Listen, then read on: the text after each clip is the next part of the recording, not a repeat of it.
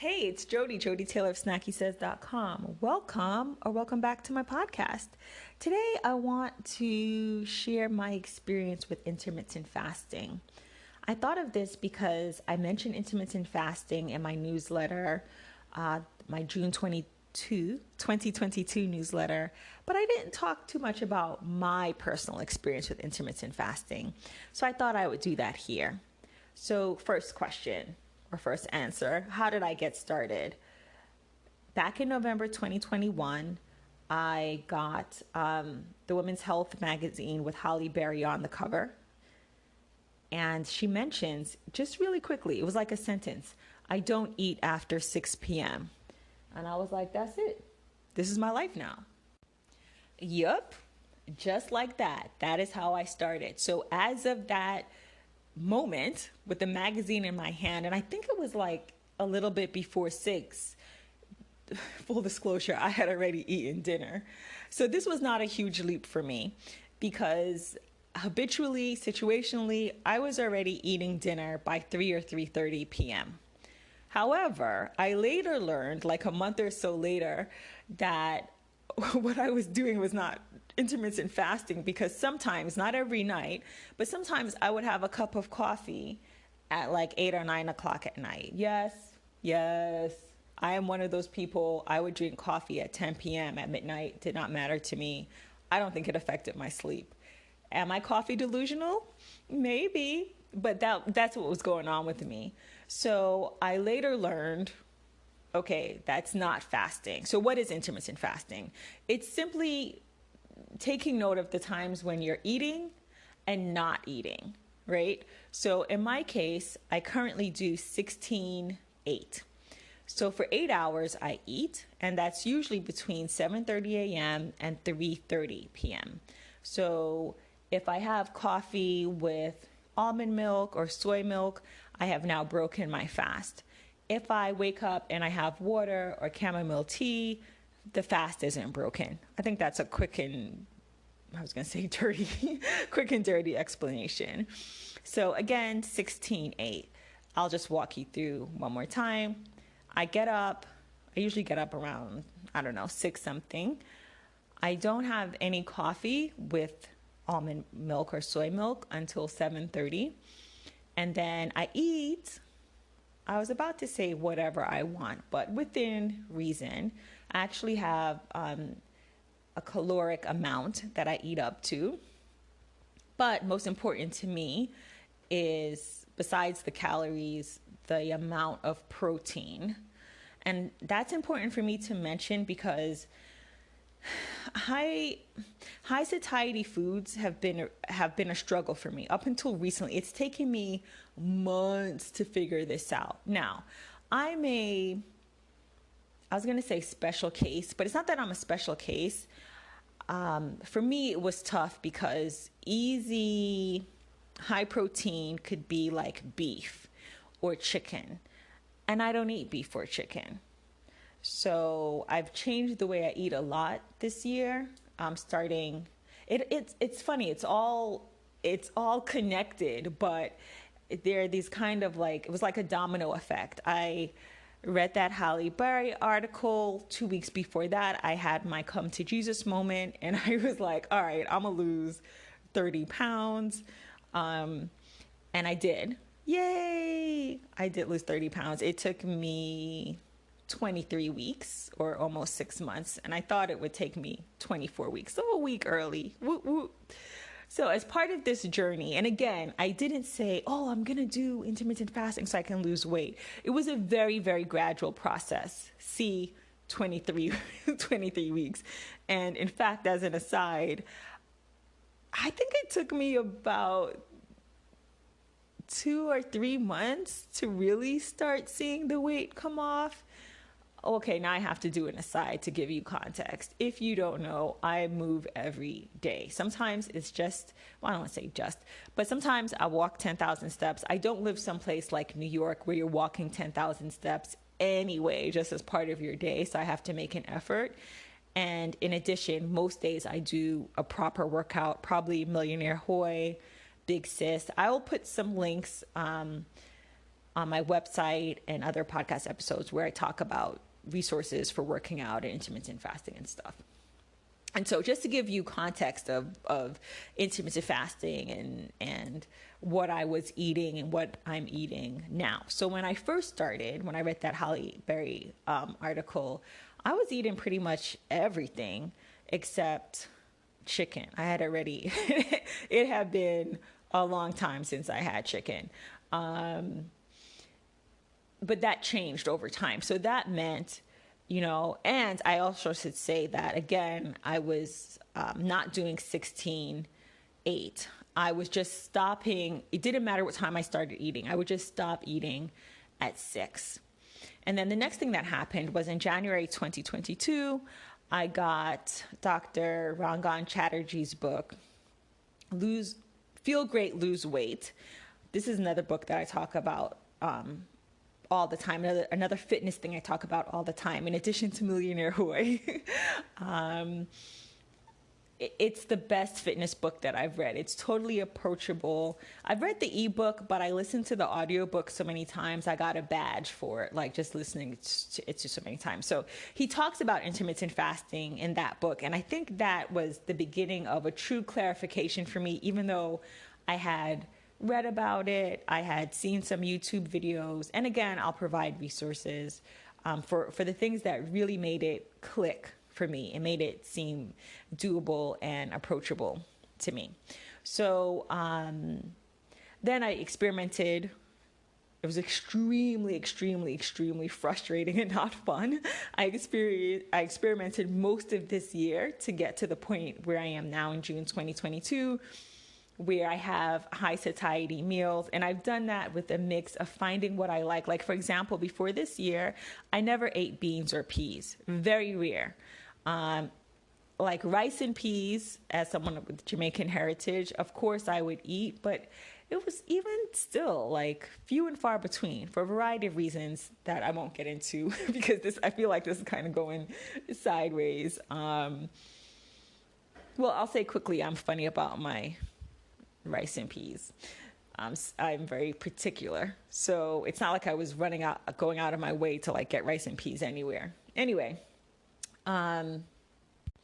so after months of trial and error, I finally found my groove with high satiety meals. And what that looks like for me nowadays is seafood, lots of fruits and veggies, beans, chickpeas, black beans. I really like black beans and chickpeas the most, but I try to spice things up with a bit of variety, and plant-based protein shakes. And I'll put a link for the one that I use right now. It's called Orgain, and it's the chocolate flavor. I'm pretty lactose intolerant, and I had another protein powder that I loved, but turns out it had milk in it. And they're also, for me, I mean, maybe you use protein powders all the time, but it was very new to me. They're also expensive, for something that you're consuming every day. Or in my case, nowadays, I'm having it every day, and I put it in my coffee. So I did a combination of things to get my protein up. Why am I talking about this at length? Because it really impacted my intermittent fasting. So at first, I would be really hungry, especially when I knew like, oh, I can't just have a cup of coffee, right? And that's gonna happen. Even if I totally max out on protein, it does happen, and I can tell you what time. Right around 8:25 p.m., like clockwork, and I stop eating nowadays at 3:30. I'm like, man, I'm hungry. And it's just the way that your body is processing things. So again, I'm not a medical professional or scientist. I hope I said that at the beginning. I'm an expert, or becoming an expert, on intermittent fasting and how it works for me. But I am going, if you're interested, I would suggest the Simple app. It's what I use. And it's been a game changer. So I was writing it down in my notebook. Like, I stopped eating at this time, I start eating, but what the app shows you is what your body is going through when. And you can pick, like I don't think I said this clearly, but in the beginning, once I knew for sure what intermittent fasting was, I started doing 12 12 hours. So I would start eating at 6, not really true because I don't eat that early. And I would stop at 6 p.m. or give myself the window until 6:30. But I knew I wasn't going to be eating at 6:30. Just a personal thing because they vary. So I all of this is to say, I experimented, I figured out what worked for me, and using the advice from Dr. Rangan Chatterjee's book, Feel Great, Lose Weight, I realized like, oh, okay, I'm doing 12 hours and I can expand that to 13, or I could do less than that. So I did experiment a bit. And I think it's good, right? To, even if you have a routine, whether it's working out or something you're eating, to experiment, just to give your body a little shake up. And his book isn't the only place that I've heard that this year. In my, I guess my search for answers, I have been moving my body for years and years and years, consistently the last 5 years, but it's only been since November 2021 that I've consistently tried to pay attention to what I eat and how it affects my body. I don't think I mentioned this, but the other part of the journey is I cut out processed foods as part of a 30-day challenge that I did with my fam bam, where for 30 days we did have like a day, because we did it in December of all months. So we had like Christmas Day or any day you wanted to pick where you could have like a feast day and just eat what you want. And so doing that, me being me, I'm like, let's make it a 100-day challenge. I love the long game. I like doing things at a slower pace, a longer pace, because anything that you do consistently, whether for good or bad, lack of a better word, I don't want to say bad, but you're going to see results. It's impossible not to do something every day and not see results. So I made it a 100-day challenge. And so I didn't eat processed foods. And so you can imagine, right?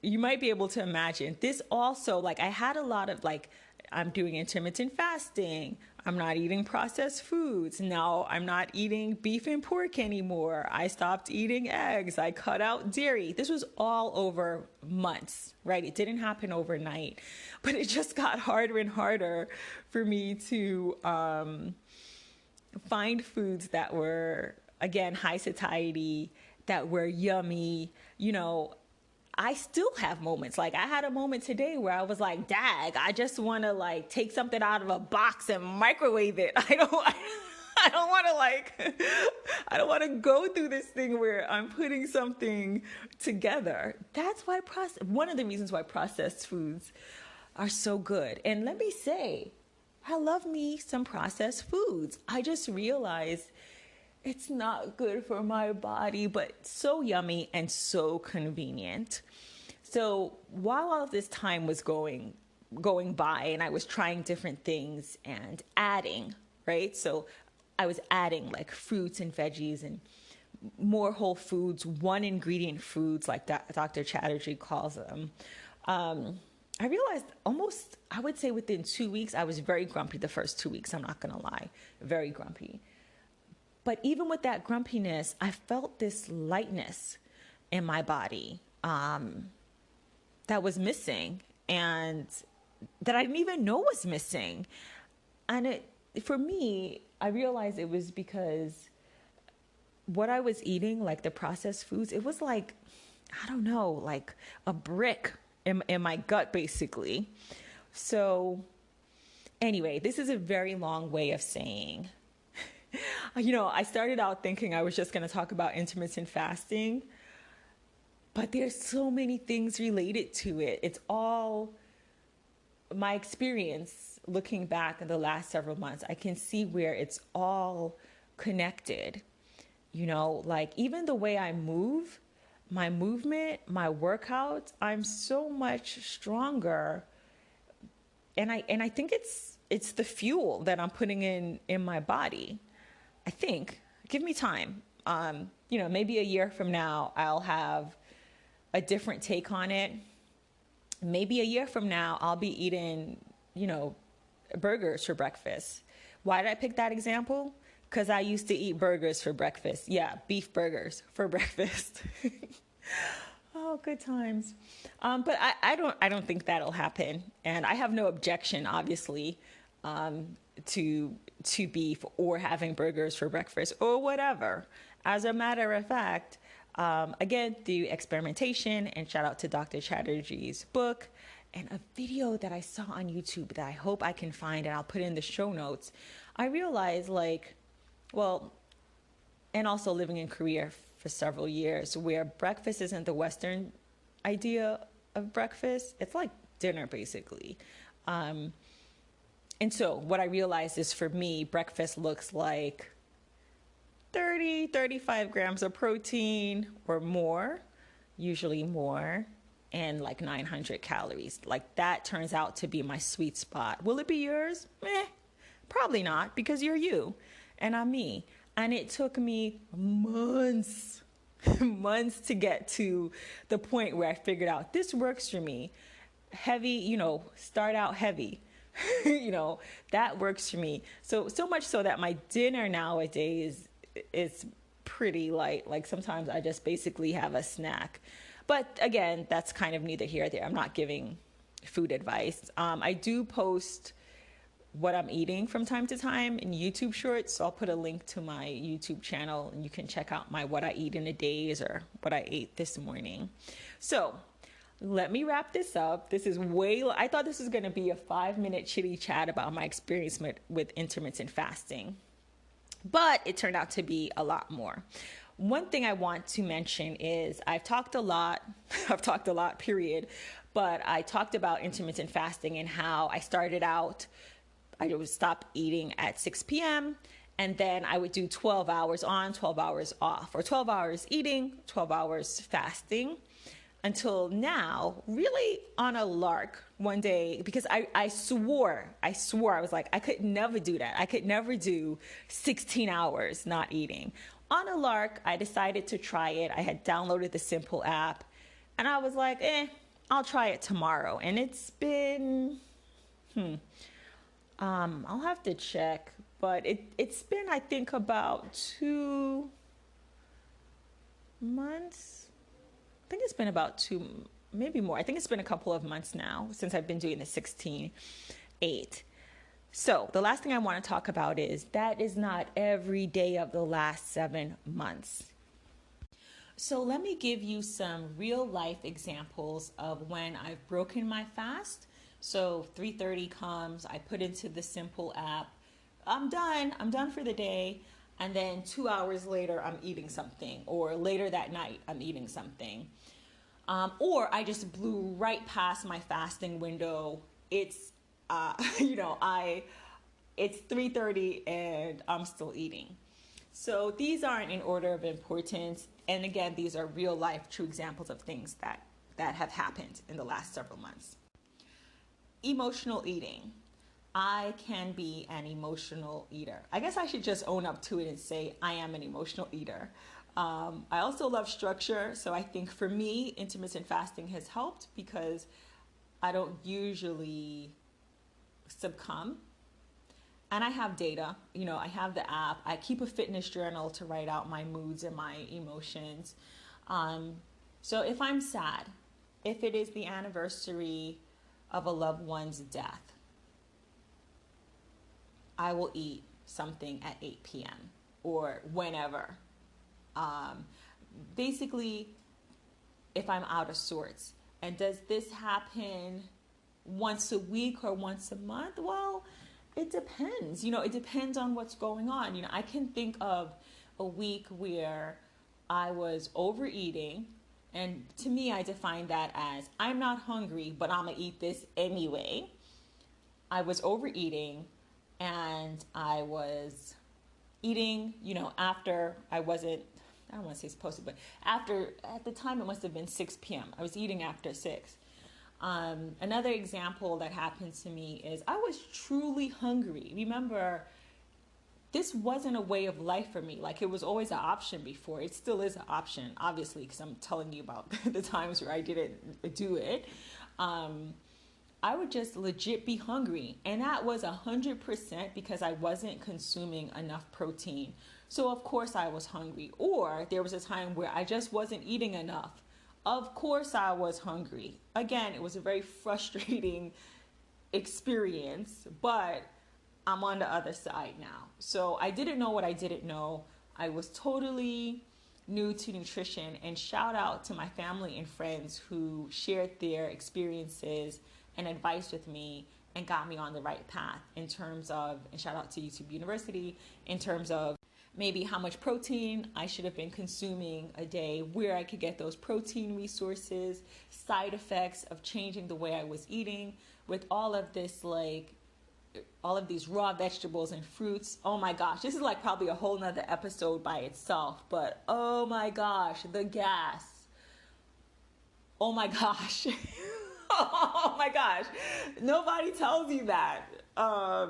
Yeah, that's just something to keep in mind. I want to tell you, was it just me?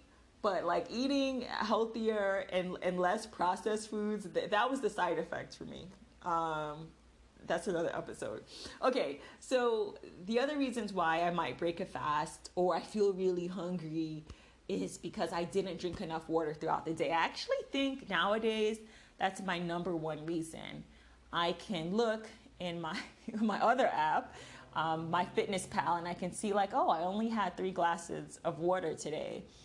That explains a lot. I'm not actually hungry, and I was definitely one of those people who used to be like, that's ridiculous. I know when I'm hungry and I know when I'm thirsty. But usually, if it's happening like 2-3 days in a row, or even now I can tell that day, like, oh, I know I didn't drink enough water today. And my formula, not mine, I got this idea from the internet and YouTube, is I drink half of my body weight. At least that's my goal.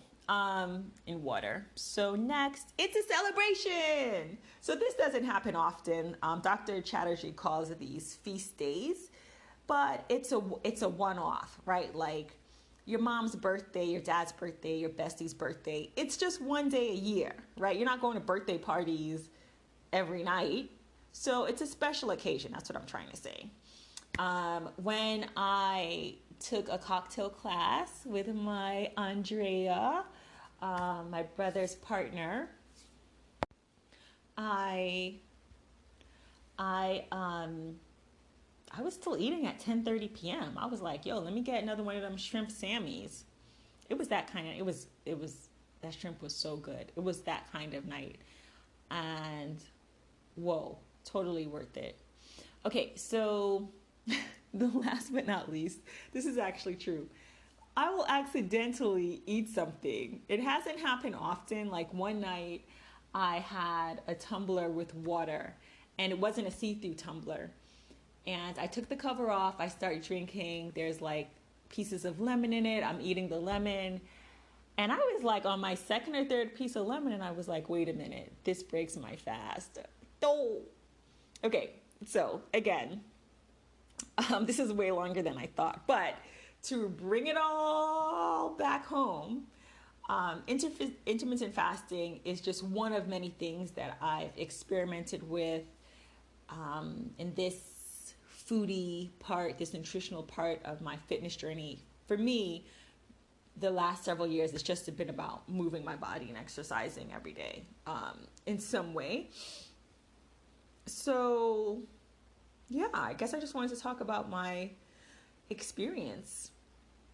And in terms of takeaways, if you decide to try intermittent fasting or any change to how you eat, I'm going to tell you something I wish that I knew. It's going to be frustrating. It's going to be frustrating. How could it not be? You're making a big change, right? Not every part of it is going to be frustrating. For example, I don't think you can meet someone who loves cheese more than I love cheese. But the fact is, cheese upsets my stomach. Like, why was I doing that to myself? I haven't had whole milk in years and years. Like, I don't even know when, you know? I don't like drink a glass of whole milk, but that cheese, man, I guess it's pizza. It's just so good. But it wasn't good for me. Love processed foods. Doritos, Lay's, all of that. Ugh. But it wasn't good for me, right? But it was a big part of my life. And so to go the opposite way was very frustrating, because the way things are now, at least in my experience, is that it's a lot easier to get a pizza and put it in the microwave or the stove than it is to figure out how to have whole foods and how to have those foods be like yummy all the time. This is the last thing I'm going to say on the subject, but I also had to realize, and again, I'm going to paraphrase Dr. Rangan Chatterjee from his book, Feel Great, Lose Weight, is that not everything has to be overwhelmingly delicious. And the name of this podcast is SnackySays. I really wanted Snacky Snack for my website, but it wasn't available because I love snacks. Like, that is my jam. Snacks, right? I love food. I love good food. I cannot overstate how much I love food. So to make that transition from someone who thought that food had to look good and taste good all of the time to like, okay, I'm okay with this. This tastes okay.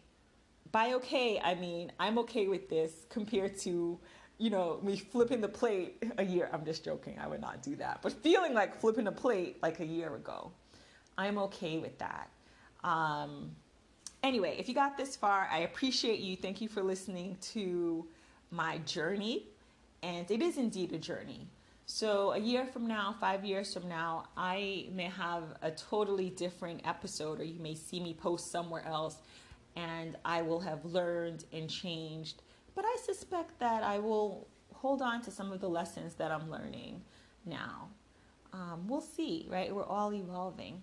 Thank you so much for listening. I will put all of the links and resources in the show notes. This is Jody Taylor of SnackySays.com. I'm back. I just wanted to add that I do eat processed foods now. That challenge that I set for myself has been over for a couple of months.